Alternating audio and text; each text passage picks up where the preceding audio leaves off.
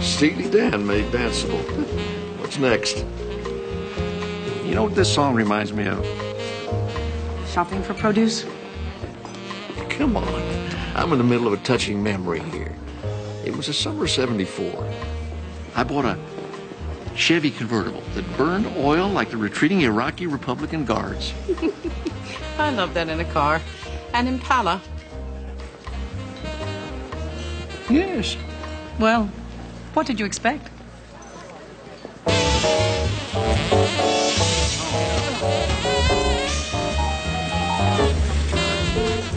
You like me. You like me? What? You like me! Stop the music. Fellas, please. Would you stop? Please. Fellas. Play something nice.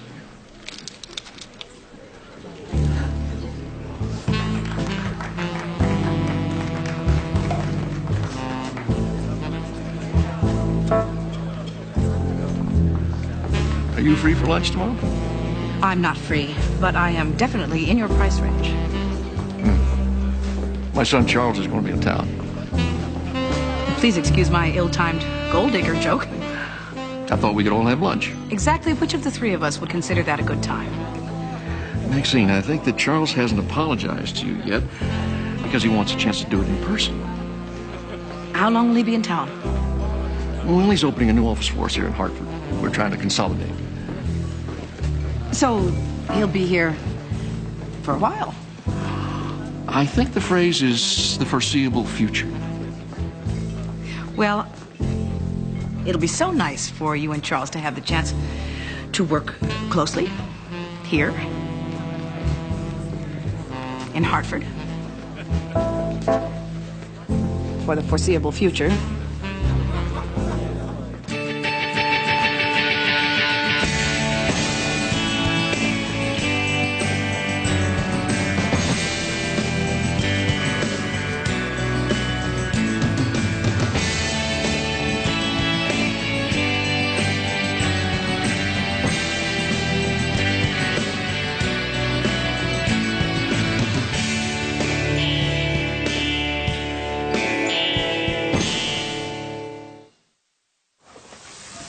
Now Taylor's decided that she wants to be in Sarah Jane's group, so I don't have anyone to be in mine.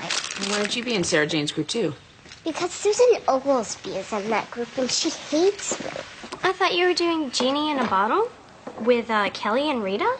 They won't let me. Susan Oglesby told them not to. Well, obviously we need to have Susan Oglesby killed. Life stinks. Life does not stink, Lauren. Frankly, it's this so-called talent show that stinks. I love the talent show. Lauren, a talent show is when kids get up and exhibit talent. What your show has is a bunch of little cliques that get together and lip-sync Britney Spears songs. But everybody's gonna be in it. Well, fine, so be in it. But why don't you really do something? Look at a musical. Pick out a nice song and do a real number. What's a musical? Ooh, like Oklahoma? Or The Wedding Singer?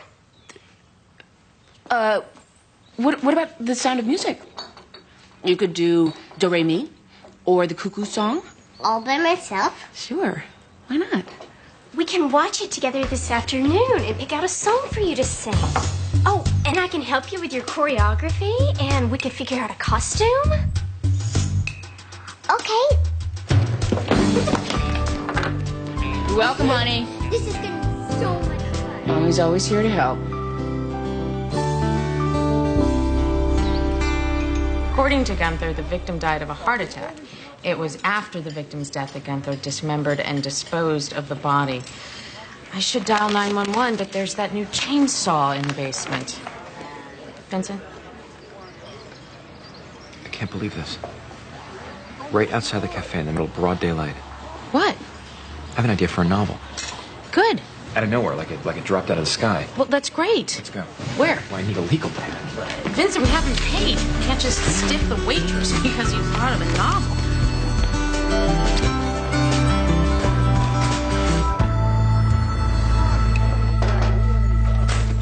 Sorry Sorry to be late. Thank you for coming in. I received notification from a mandated reporter that one of your foster children was injured. We had to take Jimmy to the emergency room. What happened? Eric happened. Eric? Well, he's generally a pretty good boy. He attacked Jimmy. We were going to call you anyway. The other kids are picking up on it.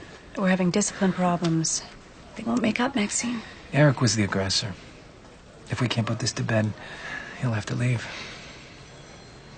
Eric's had some very bad luck with foster placements in the past. Believe me, we know. It's taken us nearly 6 months to gain his trust. We like Eric. We'd hate to lose him. Your Honor, the reason Julie Baker has not had any contact with her parents in the last 5 years is that she feels she has suffered enough of their abuse and that any further contact would jeopardize her emotional sobriety. What kind of abuse, Mr. Spurrier? Clyde Palmer was a violent drunk with a history of... Mr. Palmer's a recovering alcoholic, Your Honor. Miss Rose, it is the respondent's turn. Clyde Palmer terrorized Julie Baker throughout her childhood. He was physically abusive, he was emotionally abusive, he was psychologically abusive. Your Honor, we're not here to argue about Julie Baker's childhood. The issue before the court is the Palmer's right to have a relationship with their grandchild. In Troxell versus Grenville, Your Honor, the Supreme Court states that parents have the fundamental right... Right, I've read that decision, Mr. Spurrier, and I'm sure you were also about to mention the 1996 Castagno case, which is the actual controlling case law in the state. Exactly. So, Miss Rhodes, in light of those previous rulings, what are we doing here today? Sadly, Mr. Palmer has recently been diagnosed with stage 4 non-Hodgkin's lymphoma, and his prognosis is bleak. All he wants is a chance to get to know his granddaughter while he still has time. Petitioners have filed on behalf of both the grandparents, Your Honor, not just the terminally ill one. Therefore, they are seeking ongoing visitation rights. And besides, death is not guaranteed to anyone. You must know something I don't, Mr. Spurrier. I mean predictable death, Your Honor. Ah. Mr. Palmer could go to Lourdes next week and be cured, and then this case is no different than Troxell versus Granville, which would render this way moot. Well, despite its potential way mootness, I think the Palmers have a right to put on evidence that not visiting her terminally ill grandfather would seriously harm the child. So, despite those previous rulings, I am going to set this matter for hearing. Your Honor, if I could bring your attention to this Counsel, why don't you approach the bench?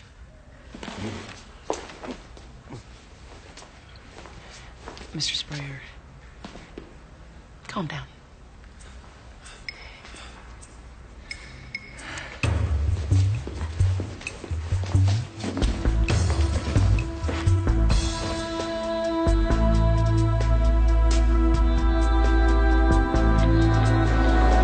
This is all right. I thought it would take less time away from our house, honey.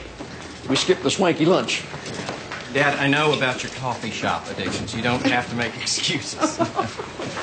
Well, you're in for a real treat tomorrow night. We're dining at Maxine's house with her entire clan. Oh, that sounds delightful. I'm looking forward to meeting them. Yeah, and I've got some condos lined up for you to look at this afternoon. Dad, would you calm down on the condos? I haven't even said maybe yet. Oh, really? I was under the impression that this was definite. And I wonder how you got under that impression. Hello. Oh, what? Excuse me. Yeah, Jake, yeah, okay. Yeah, put him through. Yeah, Roy. You know, Maxine, we haven't had a chance to talk yet. Well, I know. So I haven't had a chance to tell you that I really resent what you did. What I did? Our conversation was meant to be between you and me. Now, if you really care about my father as you claim, why would you want to hurt him by disclosing it? No, to the office. Charles, if you don't want me to hurt your father by telling him about the slimy, underhanded things you do behind his back, maybe the best approach would be to stop doing them. Here you go. So, can you describe the kinds of things that took place in your home on a regular basis in terms of your father's behavior? He'd come home from work around 6 o'clock, and my mother would meet him at the door with a drink. I was supposed to leave him alone so he could unwind. Unwind meant have 3 or 4 more drinks. And a good night, he would just pass out on the sofa in front of the TV after dinner. What if it wasn't a good night? Yelling, screaming, cursing, throwing things. I would go and hide in my room. But often my mother would... I think she would tell him stories about how I'd misbehaved to get his anger off of her. And then he would come in my room and beat me. With his hand or... His belt. A switch from a tree, the fly swatter, a hairbrush, whatever was around. Objection. Your Honor, Clyde Palmer could have been the Marquis de Sade 25 years ago. How is that relevant to current circumstances? Your Honor, the through line is vital here. Well, given the fragile state of Mr. Palmer's health, you're not going to have any luck convincing me that he's going to be chasing his granddaughter around the room trying to beat her with various objects. Well, no, of course, but... And according to Miss Rhodes, a much more recent and therefore pertinent part of the through line is Mr. Palmer's recovery from alcoholism, which I assume has had some effect on his alcoholic behavior. Your Honor, recovery is just a word they're throwing around. Are you telling me that you're afraid your daughter will be physically abused by your father? Physically? No. I tried letting Claire spend some time with them about a year ago. And she came home in tears. She didn't know why. But I did. I grew up in that house. It's the way they talk to each other. It's who they are. The atmosphere in their house is poisonous. I barely survived it, and I don't want my daughter to be around it any more than I'd want her to play in a toxic dump.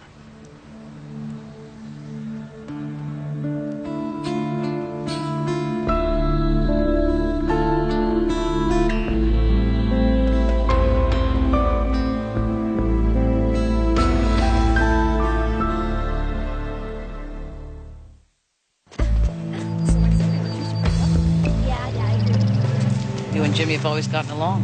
What changed? 14 stitches. That's you really hurting. The Crofts are thinking about having you removed from the house.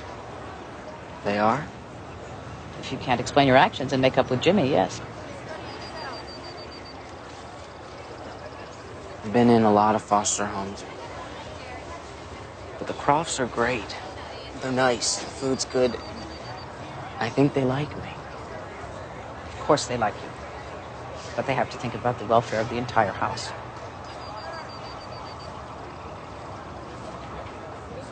He stole my t-shirt. You fought over a t-shirt? It was my Metallica t-shirt. A t-shirt? A Metallica t-shirt.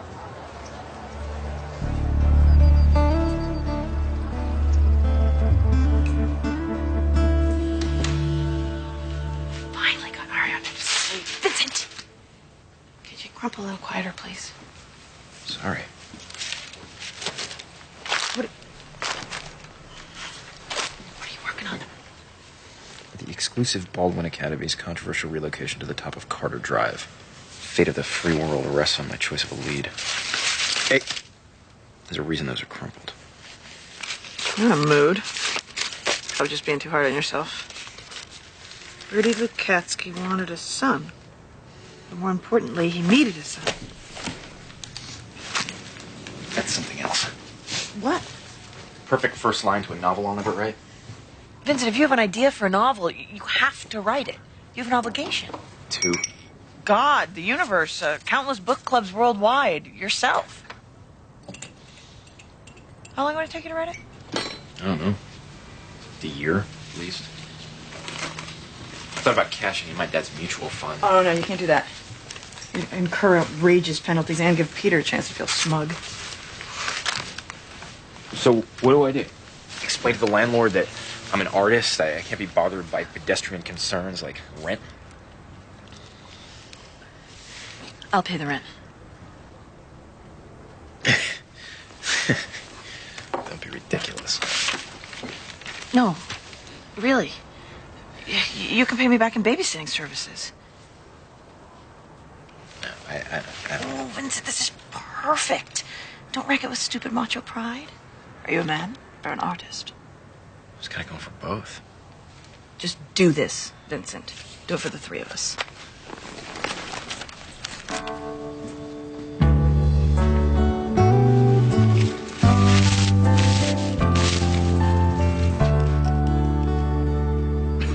Have you seen any signs of violent behavior since your husband stopped drinking? No. No, not at all. I mean, he's not the most happy person. He's not a happy-go-lucky person. That's not his nature. And I have a problem with nerves. I always have. To tell you the truth, Julie's never been a picnic either. She's always had a very negative disposition. She's self-centered, always finding fault. I haven't had a good life. By the time Clyde straightened himself out, Julie wasn't talking to us anymore. Well, I had a little bit of hope when Claire was born, and she brought her over to visit a few times. But then Julie took her away. The doctors told us that Clyde only had about 3 months to live. Now, what would it hurt if we spent some of that time with our granddaughter?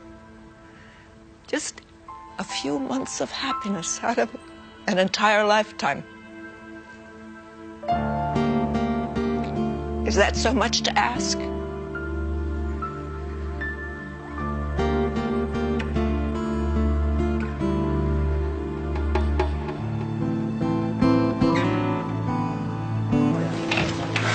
Well, the guy was obviously living hell, but he was just a sick old man. Does that make him a better person? Excuse me, Mr. Onward Christian Soldiers. Aren't you supposed to believe in forgiveness? I do. I just don't believe in cheap grace. What? You've never read Dietrich Bonhoeffer? I keep forgetting that I'm smarter and better educated than you. Yeah, and the loftiness of your intellect is exceeded only by the depth of your humility. Dietrich Bonhoeffer was a Lutheran theologian who was killed in a Nazi concentration camp. He wrote about the difference between cheap grace and costly grace. And the difference is? Cheap grace is what people are looking for when they want to skip the part where they have to repent. Well, grandfather stopped drinking. Doesn't that count? Depends on why he stopped drinking. Was it because he felt lousy about the way he treated his daughter?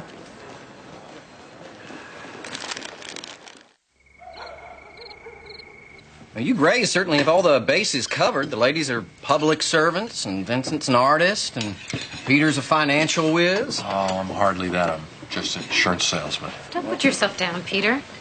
He runs his own business. It's a highly underrated profession, if you ask me. Insurance salesmen are like dentists. Everybody hates them until they need one. You restore people's lives. I mean, actually, you all really do the same thing. You bring order to the chaos. Not me. I feed off the chaos. What's chaos? It's your room after the brownies were here. So Maxine says you're going to move here. Yeah, possibly. Probably. Yeah, my father is trying to make me an offer that I can't refuse. Are you married? Well, no, I've just never been able to find anybody who'd put up with me. Well, you almost got married once. Yes, well, she wised up at the last minute. Then maybe you could date my mom. Lauren, I have a lot of single friends. Well, you folks are sure making the thought of moving here attractive. And Maxine, if this is any evidence of how you cook all the time, no wonder you can't get anybody to leave home. Thank you, Charles. This is nothing. You should see her dance. I thought you were sort of nice. Amy, there are a lot of nice sociopaths in the world. It may not be fair, but it's a fact of life. You and Jared talked about this? Oh, he thinks I don't understand, Charles. People are blind when it comes to their children. Except for me, of course. That's coming from downstairs. Lauren? Lauren, are you okay? Nothing ever could. So someone my youth or child. What? I'm practicing. This is the song you're going to do for the talent show? Yeah. Do you like it? Well, I guess. Kind of. It's a fine song. Let's go finish the dishes, Amy. I just thought you were going to do something like Do Re Mi or the Yodel song. I like this song. She likes this song. Now let's go and let her finish practicing. Yeah, but this song isn't. I mean, there's so many cute songs. Like, what about the Flipperty-Gibbet song? Grandma. I'm trying, honey. This is the song that everybody fast forwards through. This is the song that Lauren has chosen, and she needs us to leave her alone so she can work on her act. She's gonna make a fool of herself. A boring fool. You're the one who wanted her to show her talent. Well, I thought she might have some. I must have done something good.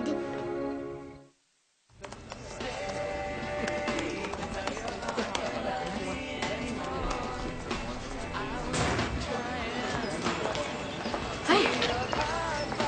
Hey. Hey, sweetie. Where's the food? What? You were supposed to order. Oops. I only have half an hour. You working on your novel? Yeah. How's it going? Great. Trying to get a lot done before your staff meeting? I don't have a staff meeting. I quit. You quit? Yeah, I'm a real writer again. I mean, I was always a real writer, but I was a hopelessly blocked real writer, just killing time as a reporter. Oh. I thought you were making a living. Yeah, that was secondary. So, how are you going to do that now? Babysitting. Donna and I worked out a deal. She's going to pay the rent in exchange for my taking care of Ariadne. It's a perfect arrangement for both of us. So Donna's going to be supporting you and you're going to be raising Ariadne? I know it's a little unconventional. No, it's actually a very conventional family. So I'm the mistress? Yep. You're the mistress. Okay, great. Just checking. Can I be the mistress now? After this paragraph.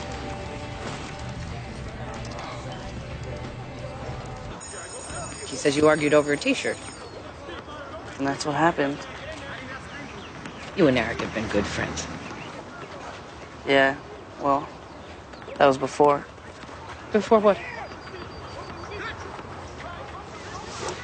I have to resolve this, or one of you will have to leave the house. Eric should be the one to leave. Why? Exactly. Because he's a fag. You know better than to use that language, Jimmy. Did he proposition you? You mean make a move? Of course not. He wouldn't dare. Then why do you suddenly think he's homosexual? I found his stroke magazines, okay? Looking for his Metallica t-shirt, I found them. They were full of naked guys. Nasty. So you confronted him and he beat you up. There had to be more to it than that.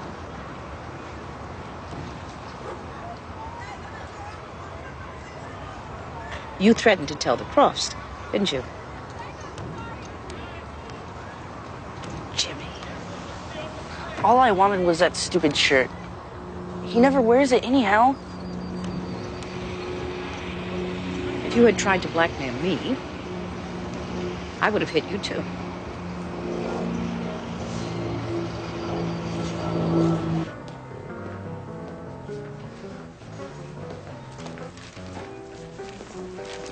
Hey. Hey, What are you doing? picking out hair. Hair? Yeah, I want to change. Thinking Meg Ryan, you've got mail. That I'm too cool to even brush my hair look. I like your hair the way it is. Maybe Winona Ryder. She always looks so sophisticated and independent. Do I get a vote on this? I don't think so. You change your life without running it by me. I think I can change my hair. You angry at me? Angry? No, I don't think so. I just need to distance myself from you. Why? Because I don't trust my own judgment anymore. Your life seems weird to me. And then I think, is this weird? Really? Seems weird. But maybe I'm too conventional to have an artistic boyfriend. But I saw Henry and June. I know how you people are. Okay, I'm not Henry, and I'm not you people. Look, I had an idea. I made a dinner reservation tonight for us at Christini's. I can't tonight. I'm having dinner with my friend Jody. Who's Jody? Just someone I used to hang out with when I was single. I've lost too much of what my life used to be. I'm so wrapped up in your life, and your life is so possibly weird. I really think you're overreacting. Maybe. I don't know. I just need to figure it out for myself. I have to get back to work.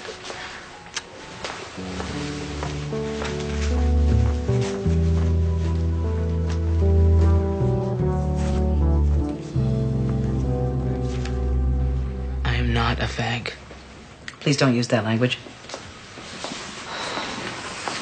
I don't want to leave the Crofts. You think that's what would happen if Jimmy told him you were homosexual? Everybody hates fags, except for other fags. You're 15, Eric. You don't know what you are yet. And what you say about gay people is not true. Not for everyone. Some things about who we are we can change, and some things we cannot. And decent people like the Crofts understand the difference. I'm sorry I hit Jimmy. Things are going great at the Crofts. I got friends. I like the school. Why do they gotta know what Jimmy says? You have a right to your privacy. But it would be better to live without keeping certain things a big secret. If the Crofts know what you're going through, they can help. You don't have to worry about what Jimmy says. I was not a perfect father. I was a better father than I got credit for, I think, though. Would you say you made most of your mistakes while under the influence of alcohol? Absolutely. How long ago did you stop drinking? 5 years and 72 days now. I don't need a bunch of strangers giving me a cake. I can read a calendar. And I don't need to keep beating myself up about the past. I got my daughter to do that for me. You heard your daughter testify that there were problems when she tried to let you spend time with your granddaughter. That's not true. We had no problems in our house. We had a good time with Claire. She had fun. She had fun with us. Why do you think your daughter says there were problems? Well, my theory, I think Claire would come home and say what fun she'd had, and that would make Julie mad. She'd start bad-mouthing me and tell all her hateful stories. And then Claire would get upset. Claire sees me as I am now. A mother won't let go of the past. Mr. Palmer, is there anything you'd like to say to your daughter about the past? Of course, plenty I'd like to say. Well, this would be a good chance.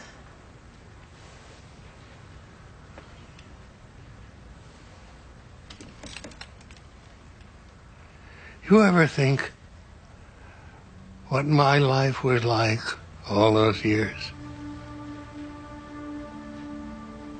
Or can you ever think of anybody besides yourself?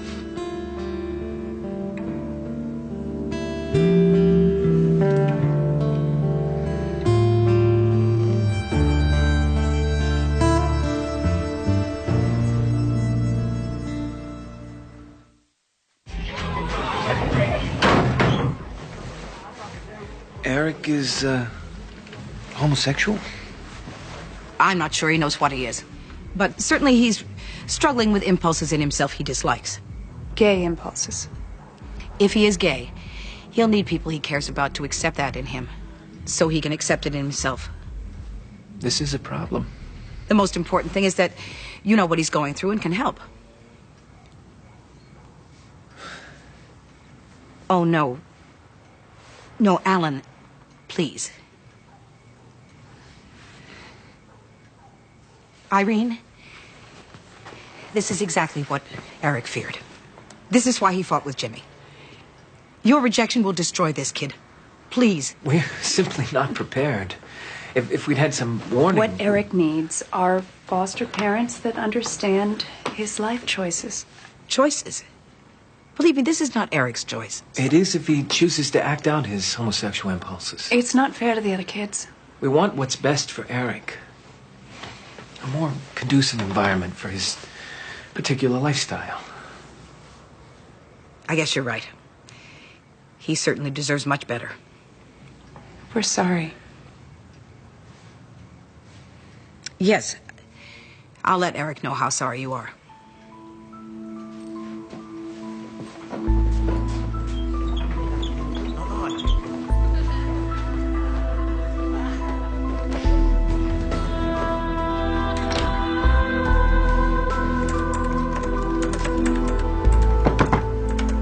It's open.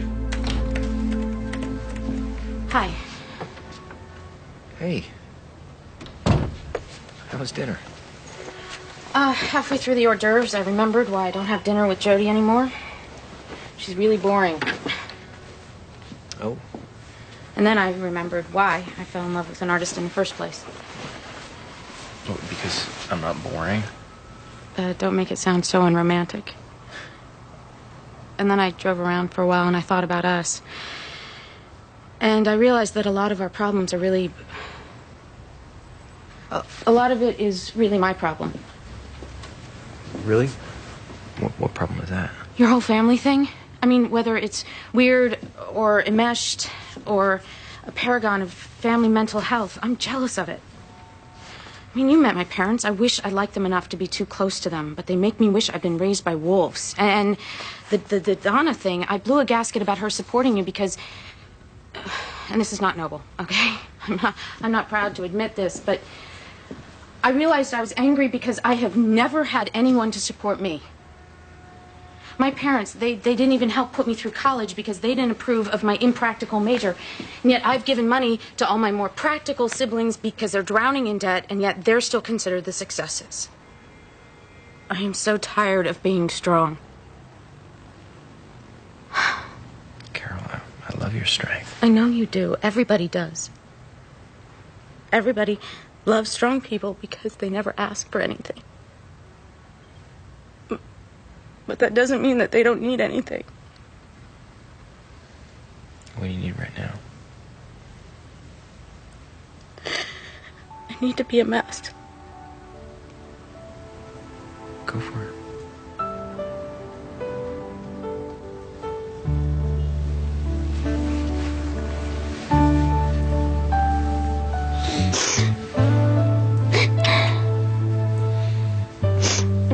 Later, probably some chocolate wouldn't hurt. Someday, when I'm a famous novelist, I'm gonna pay for all your chocolate.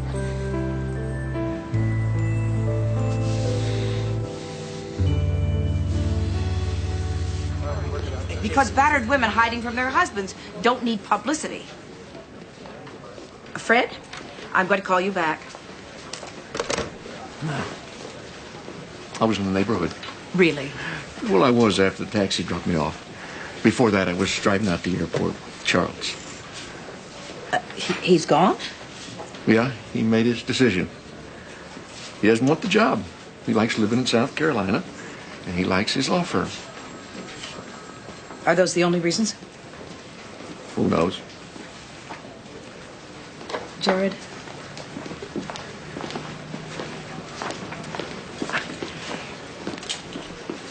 We don't like each other. Charles and I. I'm aware of that. And I don't think that time is going to cure that. And frankly, I don't think it's my fault. And even more frankly, I'm not sure how you and I can have a serious relationship when I think your son is a jerk. Maxine, people our age come with baggage. I mean, everybody comes with baggage, but when you're in your 20s, you know, it's just an ugly beanbag chair, a pile of student loans. But people our age, we come with some serious stuff. Yeah? I come with Charles. And I know he's not everybody's cup of tea. Meaning people who are sticklers for little things like, say, being treated decently. I've always had a soft spot for him because he's always been kind of, well, I don't even socially awkward. Just the opposite of the other two kids. I mean, they're charmers. Got that from me, I guess. Mm-hmm. You know, Charles used to talk to me about it. He said he always thought that other people had some kind of a handbook that he didn't get. It was always a struggle for him to deal with people. I felt he needed someone on his side. And that someone became me. You don't have to like Charles. You don't even have to pretend to like Charles. You don't have to be in the same room with him ever again. But just don't hold him against me.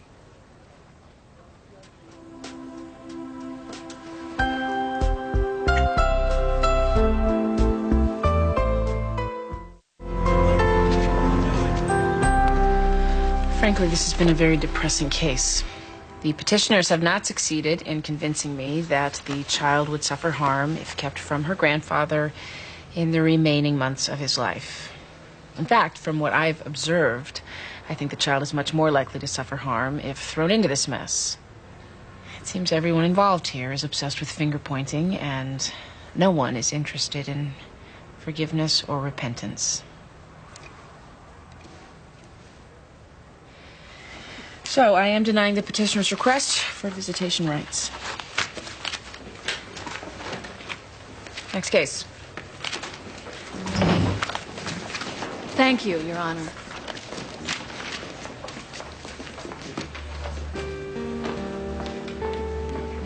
You're right about one thing, Your Honor.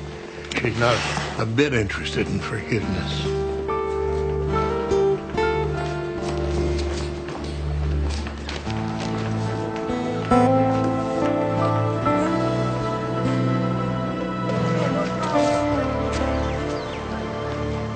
That's my stuff.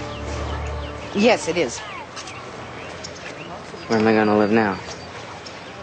That's how you and I are going to spend today.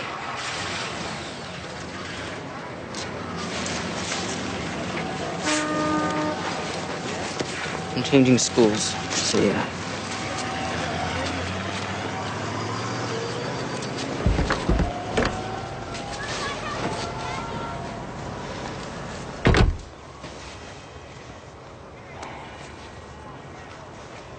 I knew this was gonna happen. I didn't. I thought the Crofts were wonderful people. They are. They're the best people I ever met. They liked me. They liked me. Eric, you are one of the stories I tell people when they ask why I do this job. I tell about a boy so undernourished that he was blind for a year. You've overcome so much with so little help. 2 years ago, you couldn't even read. Look at you now. Top of your class. So, everybody hates fags. Everybody does not hate fags. We are going to go and find you the most wonderful foster home. And you know what? If we don't, you can come and live with me at my house. Really? Shame on the Crofts. Shame on them. I would be proud to have you in my house.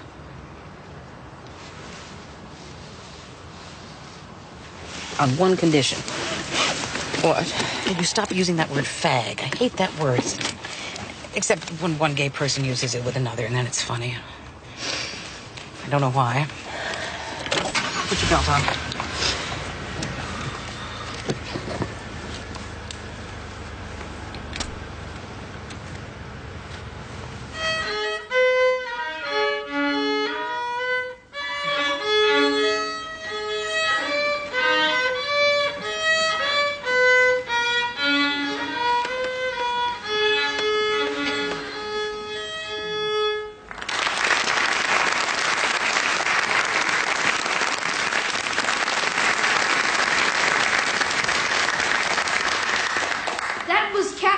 Performing her original composition entitled Peace.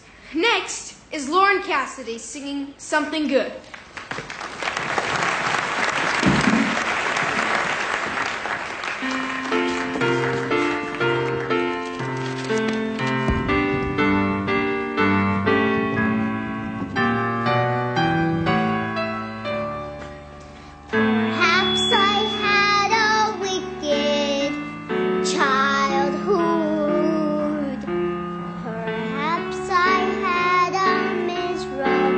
You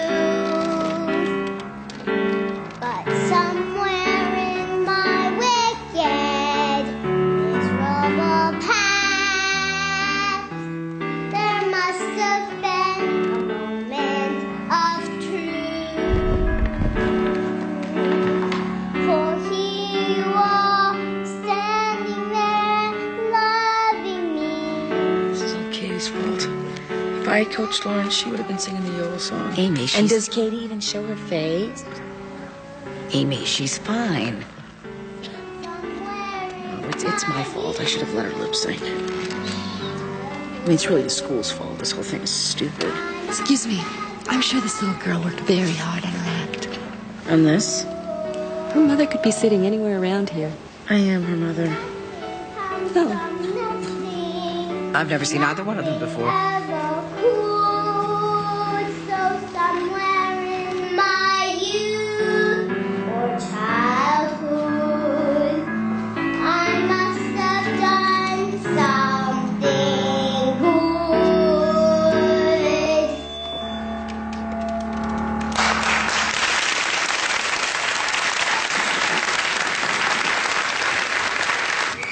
What am I going to say to her?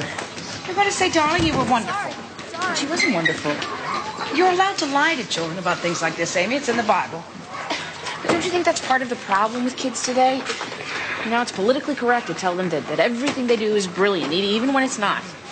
We validate them when they don't deserve validation, and then it doesn't mean anything when they do. Don't you think it makes them grow up with all sorts of entitlement issues? No, I don't. Well, at least I can always count on you to tell me the truth. Amy, do you remember in the 9th grade when you wore those flesh-colored leotards and danced to Lady Godiva in the middle school talent show? Yes. No matter what I said at the time, you weren't wonderful. Okay, I will think of something diplomatic to say, but I am not going to lie. Mommy, Grandma! Hey! Hi, sweetie. How was I?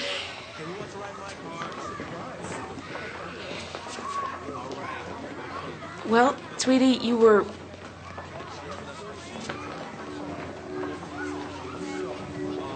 brilliant. Really? Absolutely. You were the best thing in the show. Why don't we get ice cream to celebrate? Okay, I'll go get my stuff.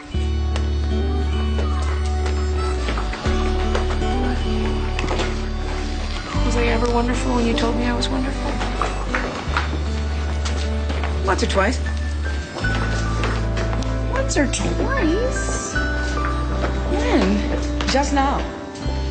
Okay, that was one. When is the second one?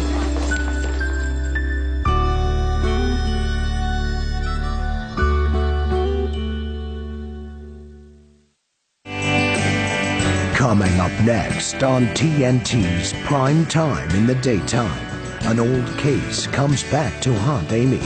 All the drama of judging Amy is next on TNT.